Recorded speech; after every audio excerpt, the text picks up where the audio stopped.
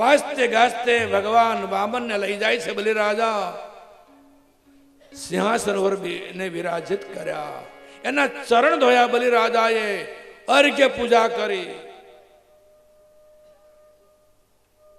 ત્રણ વ્યક્તિની અર્ઘ્ય પૂજા કરવી એટલે એના ચરણ ધોવા. ત્રણ વ્યક્તિની અર્ઘ્ય પૂજા થાય. એક માતા પિતાની, એક ગુરુ સમાન બ્રાહ્મણની, અને ત્રીજા જમાઈની.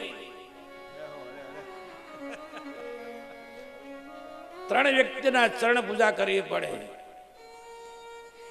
એ લગ્નમાં જે પગ ધોવડાવે છે ને, કન્યાના માતા પિતા વરરાજાના ચરણ ધોવે છે.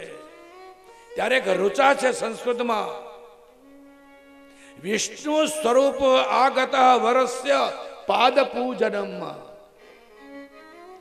હે વરરાજા, હું એવું માનું છું કે આપ વિષ્ણુ સ્વરૂપ છો, મારી લક્ષ્મી રૂપી કન્યા તમને પરણાવવાનો છું, એટલા માટે તમારા ચરણ ધોઉં છું. જે ચરણ ધોવડાવે ને પાછો વિષ્ણુની જેમ રહેવાનું, એની જવાબદારી વધી જાય છે.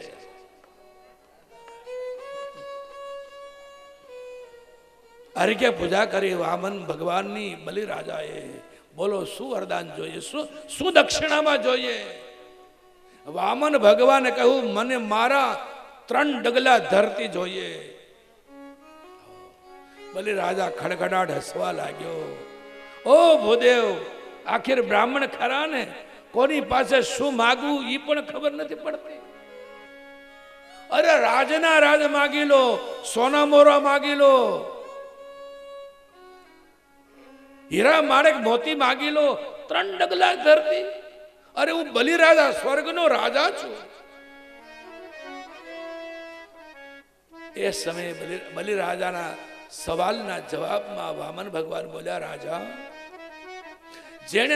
જેને 3 ડગલા ધરતીમાં સંતોષ નથી ને, એને આખી દુનિયાની સત્તા આપવામાં આવે ને તો એ સંતોષ ન થાય. આખિર માણસને 3 ડગલા ધરતી જ કામમાં આવવાની છે.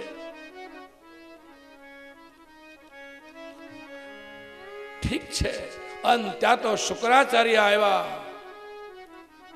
બલિરાજાના ગુરુ. ઓ રાજા, એ યજમાન સાવધાન, નહીં આપતો કદાચ આ વામન વિષ્ણુ હોય, આ બ્રાહ્મણ વિષ્ણુ બની માંગવા આવ્યા હોય, તારું બધું જ લઈ લેશે. સાવધાન. ખડખડાટ હાસ્ય કરતો બલિરાજા બોલ્યો, ઓ ગુરુજી, ઓ શુક્રાચાર્યજી, તમે બ્રાહ્મણ ખરા ને? આ બ્રાહ્મણને આપો એટલે તમને ઈર્ષા થાય છે ને? આપણી એક કહેવત છે, ભગવાન શંકરે ઝેર પીધું ને, શાસ્ત્રમાં લખેલું નથી, કોઈ ગ્રંથોમાં લખેલું નથી, પણ લોકવાયકા એવી છે કે શંકર ભગવાને ઝેર પીધું ને, પછી થોડાક છાટા ઉડ્યા. એ ક્યાં ઉડ્યા? કોઈ કે બ્રાહ્મણની આંખમાં. અમારા માટે આવી કહેવત લોકો બોલે છે. આવો જે તપાસ કરી, આ કહેવત કેટલીક સાચી હશે. હવે શંકર ભગવાને જ્યારે ઝેર પીધું ત્યારે ખાલી બ્રાહ્મણો તો હાજર નહોતા, બધા દેવતાઓ, દાનવો, યક્ષો, ગંધર્વો, મતલબ 4 વર્ણો હાજર હતા. બ્રાહ્મણ, ક્ષત્રિય, વૈશ્ય, ક્ષુદ્ર, આપણી જે વર્ણ વ્યવસ્થા છે એ બધા જ હાજર હતા. બધાને અલગ અલગ જગ્યાએ ઉડ્યું છે. આંખે અમે થઈ ગયા. હવે આખી તમને કથા સંભળાવું. શંકર ભગવાને ઝેર પીધું, ભગવાન ગ્રહણ કરે પછી જે વધે પ્રસાદ કહેવાય ને,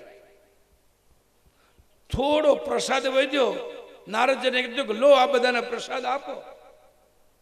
એ શંખ લઈને નારદજી નીકળ્યા, લો ભાઈ પ્રસાદ લો. બધાને ખબર હતી કે ઝેર છે, આના પારખ્યા ન હોય.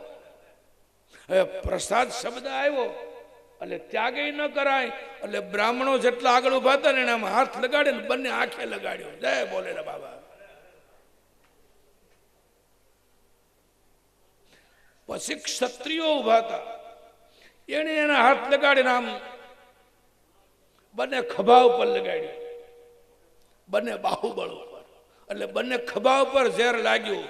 ક્ષત્રિય સમાજને કોઈ પણ ઊંચે અવાજે બોલે એટલે કે ચાલ આવી જા, બાંધવું છે. ઝેરની અસર. ત્રીજો વૈશ્ય સમાજ, એને હાથ મોટી ફાંદ વાળા શેઠિયા હાથ લગાડીને આમ પેટ ઉપર લગાડ્યું. વાણિયા સમાજે, વૈશ્ય સમાજે પેટ પર લગાડ્યું હાથ. વાણિયાનું પેટ કોઈ જાણીને ન જાય આમ કહેવાય. દિવાળીના દિવસોમાં તમે પૂછો શેઠ બાબા ધંધા પાણી કેમ? ઠીક છે, રોટલા કાઢીએ છીએ. પેટ પર ઝેરની અસર. અને ક્ષુદ્ર સમાજે પોતાના ચરણ ઉપર લગાવ્યું, આવું કહેવાય છે. ફરી એકવાર કહી દઉં, ગ્રંથમાં લખ્યું નથી, લોકવાયકા છે. સંશોધનના અર્થે ખબર પડી, જો લાગ્યું હોય તો બધાને લાગ્યું હોય, કા કોઈને ન લાગ્યું હોય. હવે આપણે નક્કી કરીએ, બોલો ઝેર ઉડ્યું કે નથી ઉડ્યું? કા બધાને ઉડ્યું ને કા કોઈને નથી ઉડ્યું? વાત ચાલે છે શુક્રાચાર્ય મહારાજની. બલિ રાજાએ કીધું એક બ્રાહ્મણને આપું છું તો તમે બીજા બ્રાહ્મણ જોઈ શકતા નથી, હું તમને પણ આપીશ.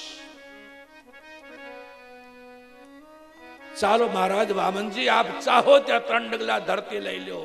વામન ભગવાન કે એમ નહીં, પેલા સંકલ્પ કર. અરે પણ સંકલ્પની ક્યાં જરૂર છે? તમે ચાહો ત્યાં લે. બોલે નહીં, હું બ્રાહ્મણ છું, સંકલ્પ વિના દાન લઉં નહીં.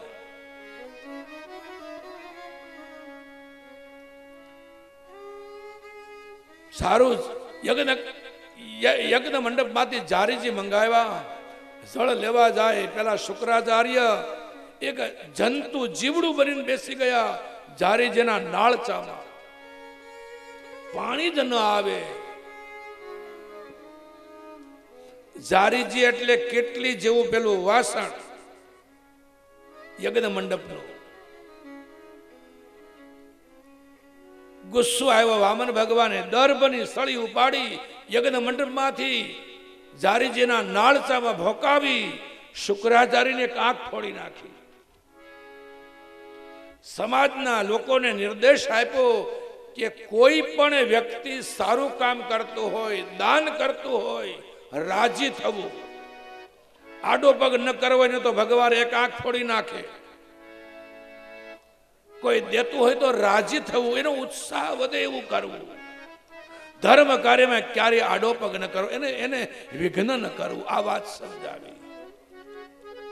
તમે ન આપી શકતા હો, 2 હાથ ને ત્રીજું માથું જોડીને કામના કરો, ભગવાન તમારું કામ પાર પાડે. સારો ભાવ તો કરી શકે. આ વાત સમજાવી. શુક્રાચાર્ય વિઘ્ન કરી રહ્યા છે, એની આંખને ફોડી નાખી.